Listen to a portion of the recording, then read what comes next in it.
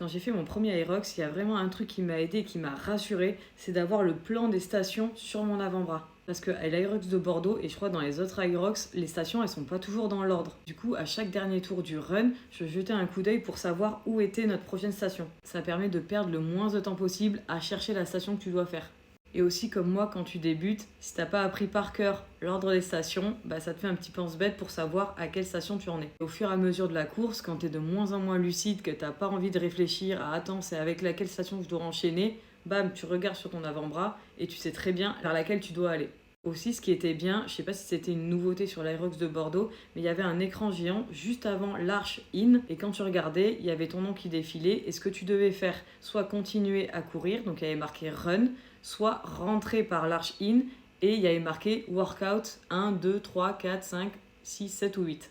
Du coup, tu savais exactement où tu en étais. Bon, bien sûr, c'est pas idéal non plus de regarder cette télé quand t'es en train de courir. Suivant à l'heure où tu cours, ça va assez vite quand même. Mais ça te donne un point de repère si jamais tu doutes de savoir si tu dois refaire un tour de run ou si tu dois rentrer dans l'arche in pour faire ta station. Et enfin, ce que j'ai trouvé bien aussi, c'est quand tu es dans la rock zone et que tu vas vers ta station, il y a un juge qui est à l'entrée à l'arche de ta station qui t'annonce de quelle station il s'agit. Donc ça aussi, ça donne un repère pour savoir où tu en es et où tu dois aller.